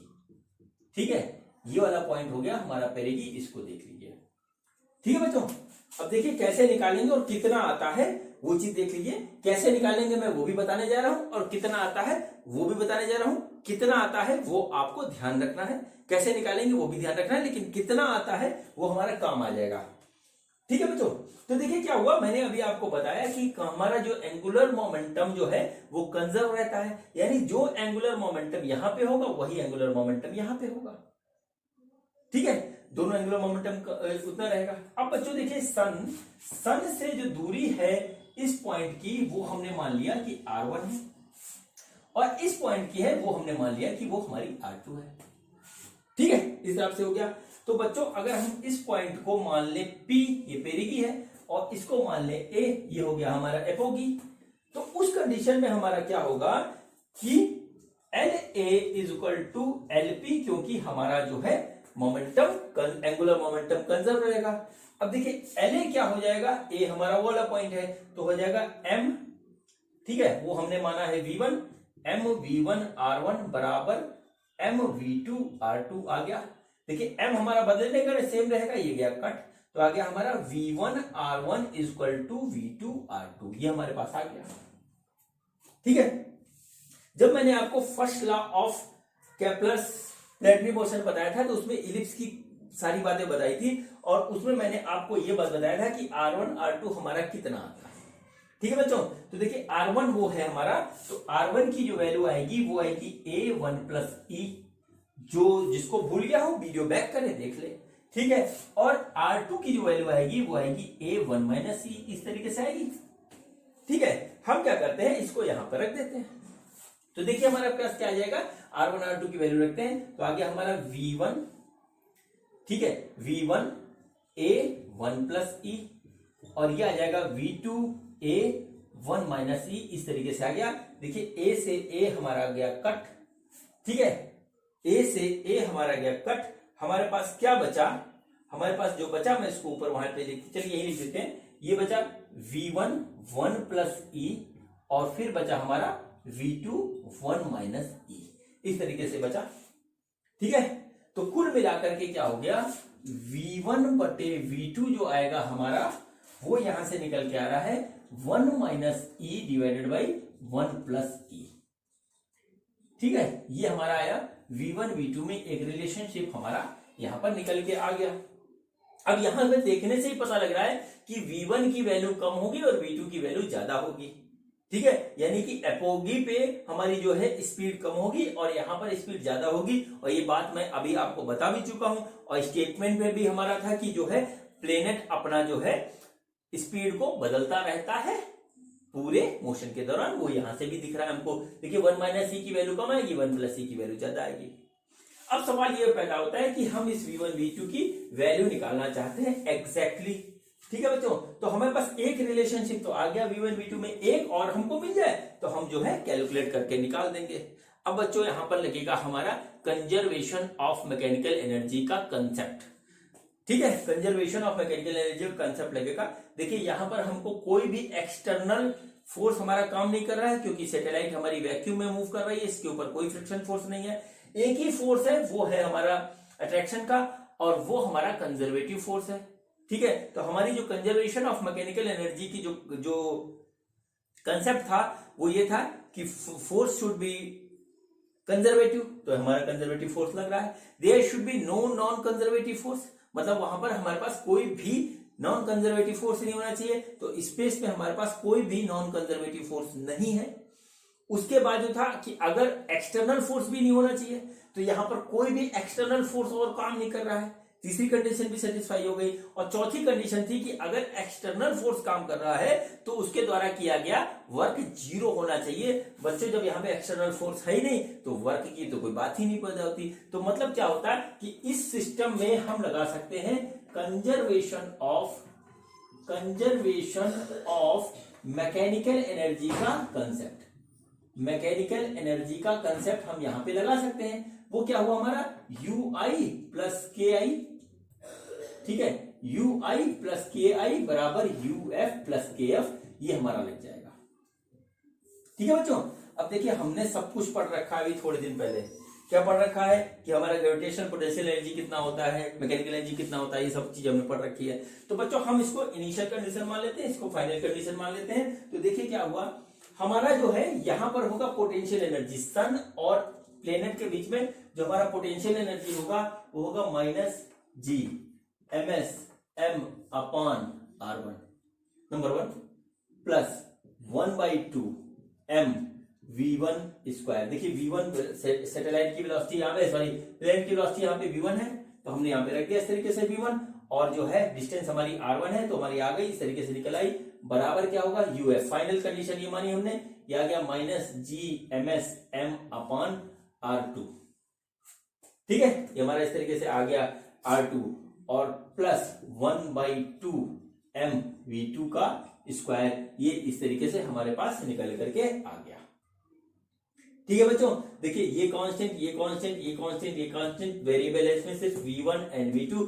R1 R2 की वैल्यू हमारे पास ये रखी हुई है, इसको हम यहां रख देंगे। ठीक है, हमारे पास दो वेरिएबल है V1 एंड V2, और ये है, और दो रिलेशनशिप है V1 और V2 में, तो हम इसको सॉल्व करेंगे। ठीक है बच्चों, तो इसको सॉल्व करना बच्चों थोड़ा सा टिपिकल है और काफी टाइम लगेगा। तो आप इसको कर लीजिएगा प्रैक्टिस में, कुछ नहीं, सिंपल कैलकुलेशन है। मैं वीडियो में अगर बताऊंगा तो हो जाएगा लंबा, तो हम डायरेक्ट इसकी वैल्यू रख देते हैं। वैल्यू जो आती है उसको याद रखिएगा, और जो वैल्यू आएगी बच्चों, ठीक है, जो वैल्यू आएगी वो वैल्यू आएगी V1 is equal to GM upon A 1 minus E divided by 1 plus E, इस तरीके से, और इसके ऊपर रहेगा अंडर, ठीक है। और V2 आएगा हमारे पास, वो आएगा GM divided by A 1 plus E divided by 1 minus E, ये आ गया, और इसके ऊपर भी हमारा रहेगा इस तरीके से अंडर रूट, ठीक है बच्चों। अब देखिए क्या होता है, अब देखिए क्या होता है कि ये चीज आप ध्यान रखिएगा, क्योंकि अभी हम थर्ड लॉ बताएंगे आपको केपलर का, और उसमें इसका यूज आएगा, ठीक है। देखिए V1 है दूर, और जब दूर होता है प्लेनेट सन से तो उसकी वेलोसिटी होती है कम, ठीक। और V2 ये है हमारा यहाँ पे, ठीक है। जब इसकी जो हमारा जो प्लेनेट जो होता है वो सन के करीब होता है तो इसकी वेलोसिटी होती है ज्यादा। उसी हिसाब से इसको याद रखिए। देखिए GM बाई ए दोनों में आ रहा है, ए जहां पे मेजर एक्सिस है, और इस इक्वेशन में ए यहां से आएगा। जब R1 की वैल्यू, R1 R2 की वैल्यू आप रखोगे A1 प्लस E तो वो हमारा यहां से आ जाएगा, ए यहां से आ जाएगा, R1 R2 खत्म हो जाएगा पूरी तरीके से, ठीक है। तो देखिए V1 कम होगा तो हमने 1 माइनस E ऊपर रख दिया, और V2 हमारा ज्यादा होगा तो 1 प्लस E हो गया। इस तरीके से ये हमारा यहाँ पे निकल के आया। और कभी आपसे रेशियो पूछ ले कि जो है एपोगी और इस पे जो है हमारा रेशियो कितना होगा, तो वो बच्चों होता है 1 minus E upon 1 plus E। ये याद रखिएगा, ये सारी चीजें याद करने वाली हैं, समझ आप गए होंगे, इसको आप डायरेक्टली यूज कर सकते हो, ठीक है। इसको आप डायरेक्टली यूज कर सकते हो बहुत ही आराम से, इसमें कोई भी प्रॉब्लम आपको नहीं होगी। तो बच्चों ये हमारा पूरा कंसेप्ट हमारा खत्म हुआ केपलर के second law of planetary motion का। तो चलिए अब बच्चों स्टार्ट करते हैं केपलर का third law of planetary motion, और देखते हैं कि थर्ड लॉ हमारा क्या है। बच्चों अब हम बात करेंगे केपलर्स के third law of planetary motion में, और केपलर का third law of planetary motion है टाइम पीरियड ऑफ मोशन के बारे में, ठीक है। हमारा जो प्लेनेट है वो एक चक्कर लगाने में कितना टाइम पीरियड लेता है और उसका क्या रूल होता है, ठीक है। और यदि हमारा जो है ऑर्बिट जो है सर्कुलर है तो क्या रूल है, और जब इलिप्टिकल है तो क्या रूल है, ये दोनों बात मैं आपसे करूंगा, ठीक है। जो बात प्लेनेट के ऊपर जो है लागू होती है, अप्लाई होती है, वही बात हमारी सैटेलाइट पे भी अप्लाई होती है। मैंने जब आपको ऑर्बिटल वेलोसिटी पढ़ाई थी तो मैंने आपको एक कंडीशन बताई थी कि जब हमारी जो है ऑर्बिटल वेलोसिटी जो है वो होती है under root GM by R के बराबर, तब हमारा जो है जो सैटेलाइट होता है वो जाता है सर्कुलर पाथ पे, ठीक है, सर्कुलर पाथ पे जाता है। और जब ये हमारी जो है ऑर्बिटल वेलोसिटी जो है वो होती है हमारी जो है इससे ज्यादा, ठीक है, इससे ज्यादा होती है, किससे, GM बाई R से, GM by under root R से ज्यादा होती है, लेकिन एस्केप वेलोसिटी से कम होती है, तब ये हमारा इलिप्टिकल पाथ पे आता है, ठीक है। आप मेरा ऑर्बिटल वेलोसिटी का वीडियो देख लीजिए, YouTube पे डालिए ऑर्बिटल वेलोसिटी आदर्श अग्रवाल, आपको जो है ये वीडियो मिल जाएगा। उसमें मैंने बात आपको पूरे डिटेल में बता रखी है, यानी कि हमारी सैटेलाइट कभी सर्कुलर भी हो सकती है, सर्कुलर ऑर्बिट पे भी चल सकती है, और कभी हमारी जो है इलिप्टिकल ऑर्बिट पे भी चल सकती है, ठीक है।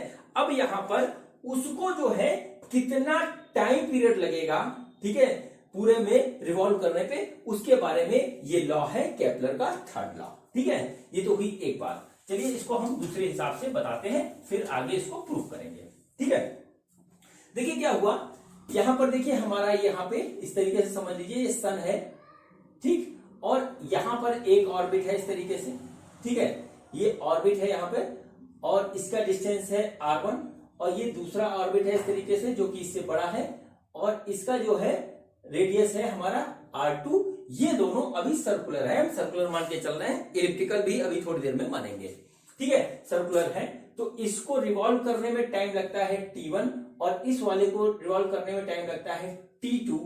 तो हमारा जो इनका रेशियो होगा T1 डिवाइडेड बाई T2 का स्क्वायर, ये बराबर होगा हमारा R1 डिवाइडेड बाई R2 के क्यूब के बराबर। ये हमारा जो है केपलर का third law of planetary motion है। ठीक है बच्चों, तो सबसे पहले हम क्या करते हैं, सर्कुलर मोशन लेते हैं और फिर उसके बाद जो है हम लेंगे इलिप्टिकल ऑर्बिट के बारे में, इस चीज को प्रूव करेंगे।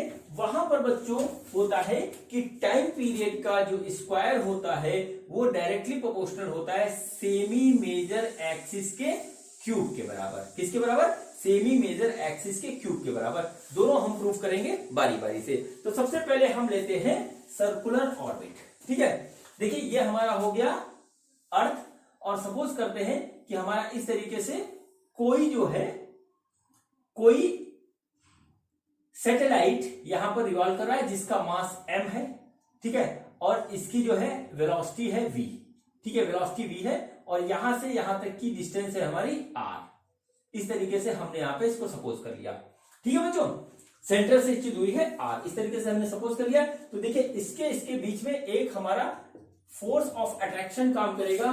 वो फोर्स ऑफ अट्रैक्शन होगा हमारा GM EM upon r square के बराबर। और बच्चों यही फोर्स जो है हमको ये देगी सेंट्रीपिटल फोर्स, और हमारा सेंट्रीपिटल फोर्स होगा हमारा mv स्क्वायर बाई आर के बराबर। ठीक है, mv स्क्वायर बाई आर के बराबर होगा। ये हमारा होगा सेंट्रीपिटल फोर्स है।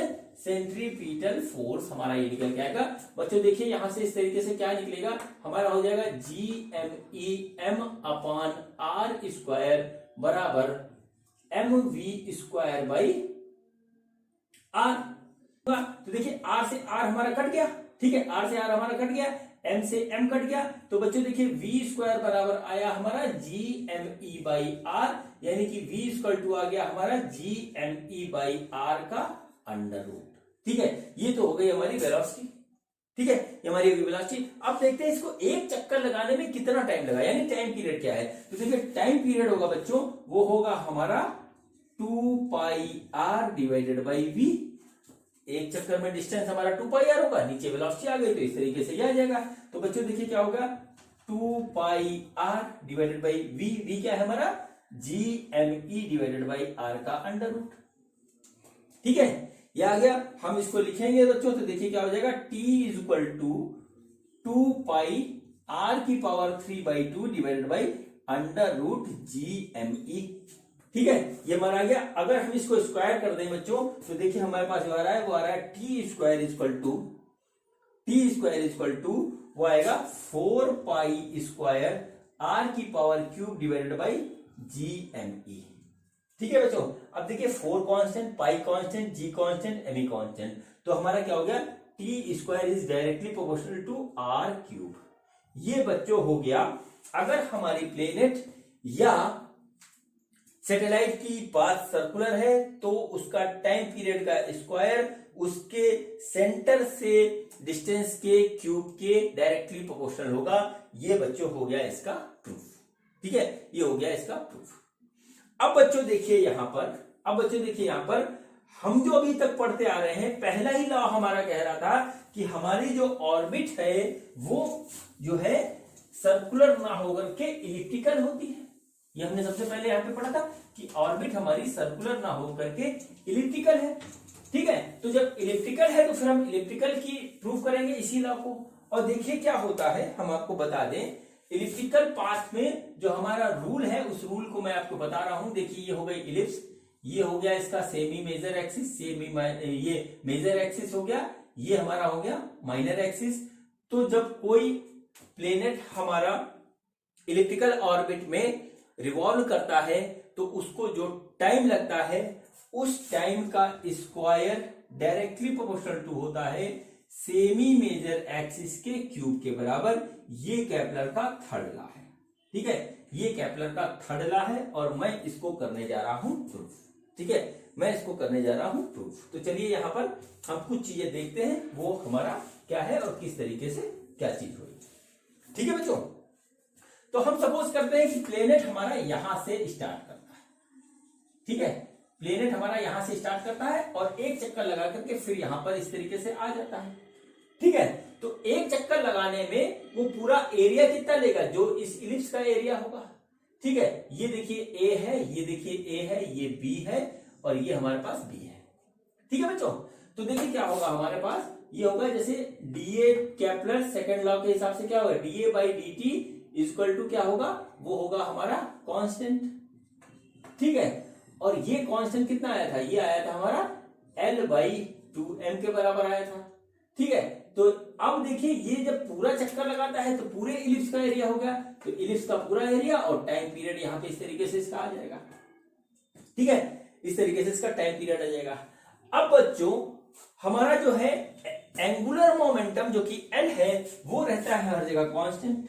तो हम क्या करते हैं, कांस्टेंट बदलेगा तो है नहीं, उसकी वैल्यू तो बदलने की नहीं, तो यहां पर ही है जो हम ले लेते हैं, इसकी जो वैल्यू यहां पे होगी वो ले लेते हैं।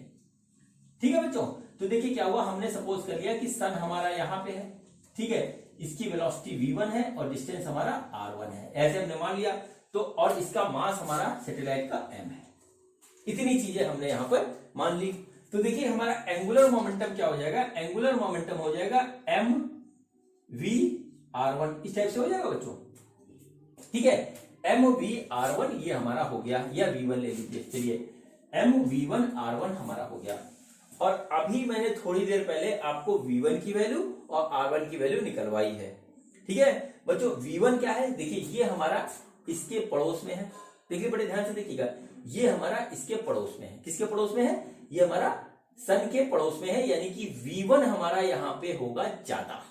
ठीक है, तो v1 की जो वैल्यू आएगी बच्चों वो आएगी हमारी gm upon a 1 plus e divided by 1 minus e, इस तरीके से आ गया v1, और ये आ गया हमारा अंडर रूट, ये आएगा v1। अब देखिए r1 कितना होगा, r1 की जो वैल्यू आएगी वो आएगी a 1 माइनस e, ये मैंने स्टार्टिंग में ही आपको बता दिया था। ठीक है, ये हो गया, तो L की जगह हम ये रखेंगे और इसको यहाँ पे करेंगे सॉल्व। ठीक है बच्चों, अब एक बात मैं आपको और बता दूं कि जब हमारा इलिप्स होता है, इसका जो एरिया होता है पूरा वो होता है पाई ए बी, और बी स्क्वायर इक्वल टू होता है ए स्क्वायर 1 माइनस ई स्क्वायर। ये सब चीजें मैंने स्टार्टिंग में आपको बताई थी और कुछ चीजें बीच में बताई थी, उसका यूज हो रहा है यहाँ पे, बस और कुछ नहीं है। तो देखिए एरिया हमारा क्या हो गया, पाई ए बी, और ये हो गया टी, इस तरीके से। ठीक है, एल हो गया हमारा m v1 r1 divided by 2m, इस तरीके से आ गया। देखिए m से m गया कट। ठीक है, और हमारे पास जो आया वो आया 1/2 v1 r1, और ये आया हमारा pi a b divided by t, इस तरीके से आ गया। ठीक है, हम क्या करते हैं, v1 r1 की वैल्यू यहां से यहां पे पुट करते हैं। तो देखिए क्या आया, 1/2 a, सबसे पहले हम r1 की वैल्यू रख रहे हैं, तो a 1 माइनस e। ठीक है, ये आ गया। v1 हमारा क्या है, वो आया gm divided by a 1 plus e और डिवाइडेड बाई 1 माइनस e का अंडर रूट, इस तरीके से हमारे पास आ गया। ये आया pi a b divided by t. अब बच्चों हम क्या करते हैं, अंडर रूट हटाते हैं तभी हमारा कोई काम बनेगा, तो अंडर रूट हटाने के लिए इसका कर देते हैं पूरे का हम स्क्वायर। ठीक है, स्क्वायर करेंगे तो बच्चों आ जाएगा हमारा pi square A square B square divided by T square, इस तरीके से आ गया हमारा, बराबर 1/4 ए स्क्वायर। ठीक है, 1/4 ए स्क्वायर, और यह है 1 माइनस ई का स्क्वायर। ठीक है, और ये हमारा आ जाएगा gm डिवाइडेड बाई a और 1 plus e divided by 1 minus e, इस तरीके से हमको एक एक्सप्रेशन यहाँ पे मिला। ठीक, ये देखिए 1 माइनस ई, और ये हमारा गया कट, a से ये कट जाएगा। ठीक है, अब जो बचा वो हम लिख लेते हैं, वो आ गया हमारा पाई स्क्वायर ए स्क्वायर बी स्क्वायर बटे t square equal to 1/4 a 1 minus e, ये वाला आ जाएगा 1 प्लस ई, यहां पे ऐसे आ गया, और ये आ गया हमारा gm। इतनी चीजें हमारे पास बच रही हैं। ठीक है बच्चों, तो देखिए हमारे पास जो जो चीज बची उसको देखते हुए, उसको मद्देनजर रखते हुए हम करेंगे इसको सॉल्व। तो बच्चों देखिएगा 1 माइनस ई 1 प्लस ई, इसको हम इस तरीके से लिख सकते हैं कि 1 माइनस ई स्क्वायर gm, ये हमारे पास आ गया। ठीक है, अब बच्चों इसका देखिए हम करते हैं और ऑपरेशन, और देखिए हमारा क्या निकल के आता है, बड़ी खूबसूरत चीज निकल के आएगी।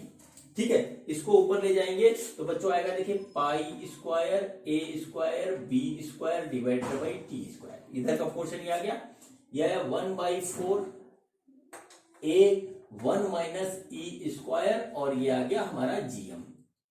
अब बच्चों बी स्क्वायर की वैल्यू ये होती है, देखिए बी स्क्वायर ए स्क्वायर बराबर 1 माइनस सी स्क्वायर, हम यहां पे रख देते हैं तो आ गया पाई स्क्वायर इंटू ए स्क्वायर 1 माइनस ई स्क्वायर, ऐसे आ गया, डिवाइडेड बाई टी स्क्वायर बराबर 1/4 ए 1 माइनस ई स्क्वायर और जी एम। ठीक है, तो देखिए 1 minus E square 1 minus E square हमारा गया कट, ठीक है, और ए से जो है ये भी कट गया, ए से एक ये कट गया। अब हमारे पास क्या बचा, पाई square A cube divided by T square बराबर 1/4 जी एम।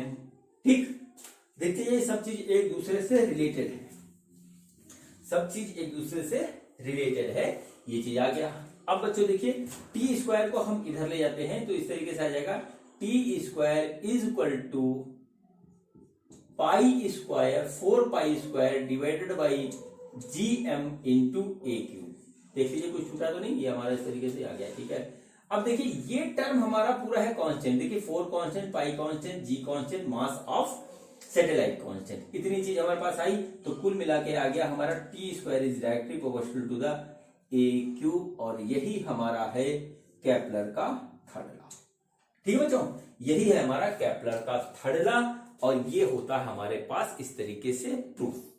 अधिकतर किताबों में इस बात को गोलमोल करके लिखा हुआ है, उन्होंने इलिप्टिकल ऑर्बिट पे केपलर के थर्ड लॉ को प्रूव नहीं किया है, सर्कुलर मान के किया है। बच्चों सर्कुलर का रूल अलग है और इलिप्टिकल का रूल अलग है। सर्कुलर में जो आता है वो आता है हमारा T square is directly proportional to R cube, जहां आर जो है सर्किल का रेडियस है, और यहां पर आता है T square is directly proportional to A cube, जहां ए इसका सेमी मेजर एक्सिस है। कैसे आता है वो मैंने आपको दिखा दिया, ठीक है, वो मैंने आपको पूरी तरीके से दिखा दिया। मुझे पूरी उम्मीद है कि आपको बात अच्छी तरीके से समझ में आ गई होगी। अब बच्चों चलिए काफी बातें हो गई, अब मैंने पूरा जो है आपको लॉ भी समझा दिया। अब इस पे एक दो क्वेश्चन कर लेते हैं और फिर ये वीडियो हो जाएगा हमारा खत्म। तो चलिए स्टार्ट करते हैं न्यूमेरिकल। बच्चों देखिए ये हमारा क्वेश्चन है और ये क्वेश्चन आ चुका है जेई 96 में। ठीक है, जेई 96 में क्वेश्चन आ चुका है। सबसे पहले हम देखते हैं कि क्वेश्चन हमारा क्या है। ठीक है, क्वेश्चन ये है, if the distance between earth and sun were half to its present value then number of days in a year would be. ठीक है, इनका कहने का मतलब है कि हमारा जो सन और अर्थ के बीच में डिस्टेंस है उसको अगर हम हाफ कर दें, ठीक है, तो हमारा जो है नंबर ऑफ डेज एक ईयर में कितना हो जाएगा। और ऑप्शन हमको दे रखे हैं ये, ठीक है, ऑप्शन हमको दे रखे हैं ये। ठीक है बच्चों, तो चलिए इसको करेंगे केपलर थर्ड लॉ अप्लाई करके। सबसे पहले हम देखेंगे नंबर ऑफ ईयर जो है, number of days in a year हमारे पास क्या है। तो देखिए number of days in a year, ठीक है बच्चों, ये हमारा क्या होता है, टाइम पीरियड होता है, time period of earth rotation. ठीक है, अर्थ जो रोटेट कर रही है उसका टाइम पीरियड है number of days in year, और ये बच्चों होता है हमारा 365 डेज। ठीक है, अब कुछ लोग कहने लगे कि कभी कभी 366 होता है, तो आप उससे भी कर लीजिएगा, हमको ये अच्छा लगता है हमने ये रख लिया।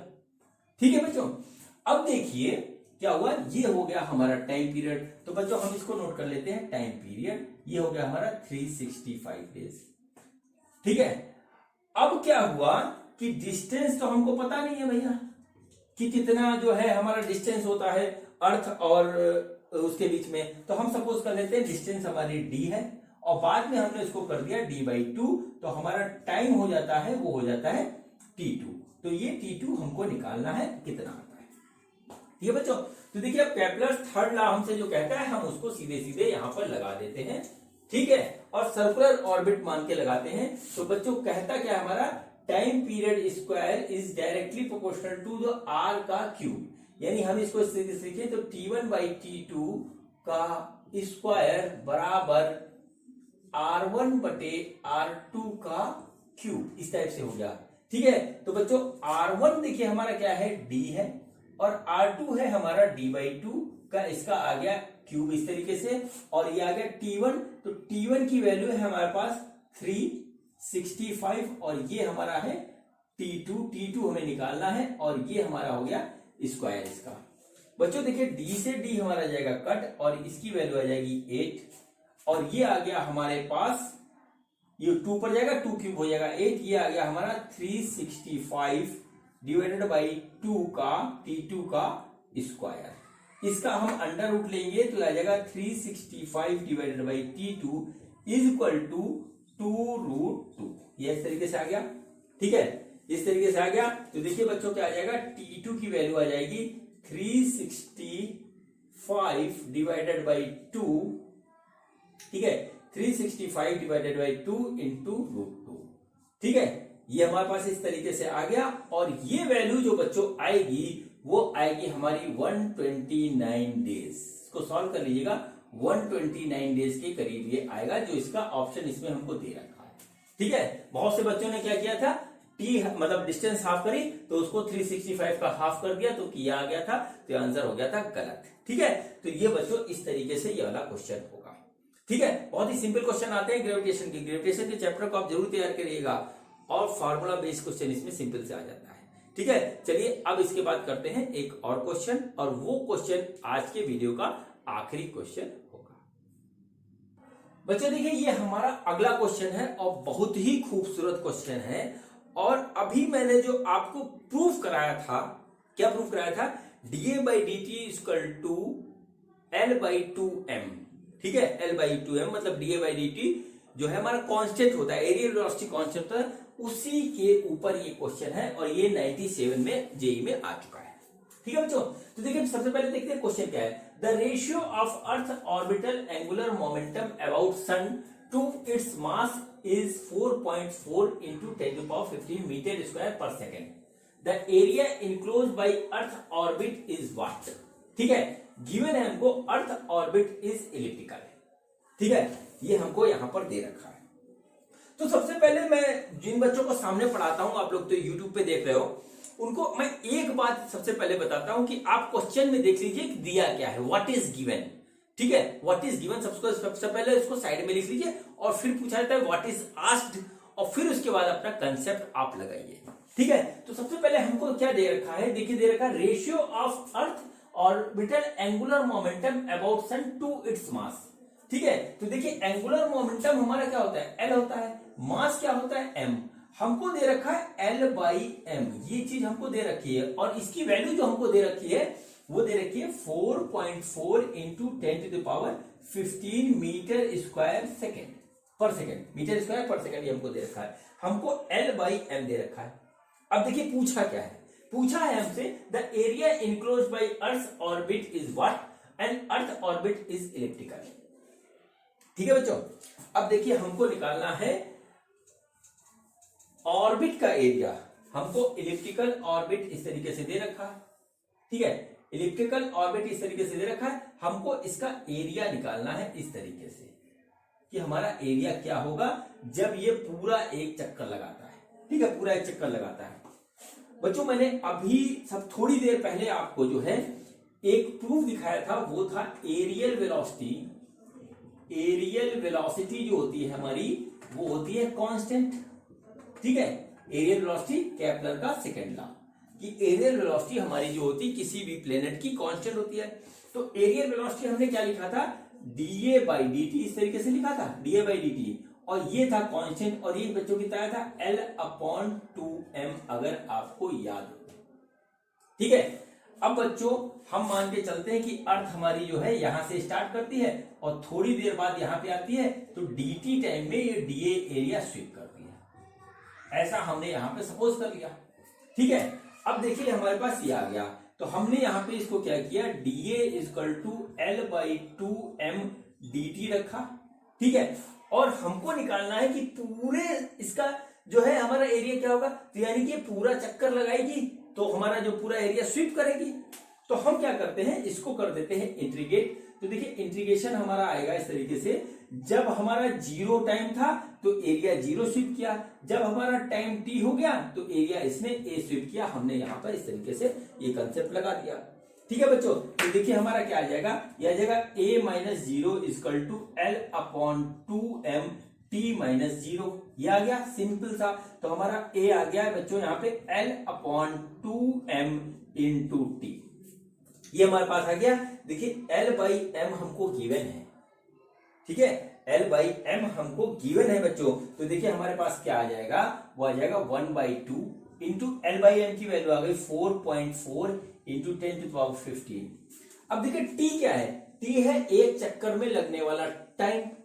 और बच्चों टाइम कितना होगा बच्चों, टाइम होता है एक चक्कर का, वो होता है 365 इंटू 24 इंटू 60 इंटू 60।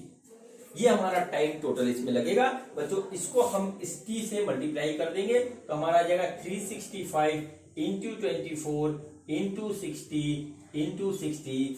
ये हो जाएगा area swept by the earth, area swept by the earth in complete rotation. ठीक है, ये इस तरीके से क्वेश्चन है। और क्वेश्चन बच्चों आईआईटी में इसी टाइप के आते हैं कंसेप्ट बेस पे। मैंने केपलर्स के प्लेटनी लॉ के मोशन को पूरे डिटेल में इन डेप्थ एक एक पॉइंट पे रुक के मैंने आपको बता दिया। और आप में से जो बच्चे सीरियसली तैयारी कर रहे हैं जेईई की, ठीक है, वो इस वीडियो को देखेंगे तो पूरी तरीके से सीख जाएंगे। और मुझे पूरी उम्मीद है कि उनका ग्रेविटेशन का कोई भी क्वेश्चन जो कि केपलर लॉ ऑफ मोशन से होगा वो गलत अब नहीं होने वाला। ठीक है, एक बार, दो बार, तीन बार, जितनी बार आप देख पाए इस वीडियो को देखिएगा और सीखिएगा। सीखने के बाद जब क्वेश्चन पे आप अप्लाई करेंगे तो आपसे क्वेश्चन गलत नहीं होगा। बच्चों आज के वीडियो की लेंथ बहुत ज्यादा हो गई है, मुझे पता है, लेकिन कंसेप्ट अच्छी तरीके से बताना और समझाना था, इसलिए लेंथ की चिंता नहीं करनी चाहिए। तो आज जो है ग्रेविटेशन का चैप्टर पूरी तरीके से खत्म होता है। अब मैं आपसे मिलूंगा अगले वीडियो में एक नए कंसेप्ट के साथ, नए चैप्टर के साथ। तब तक के लिए धन्यवाद, थैंक यू।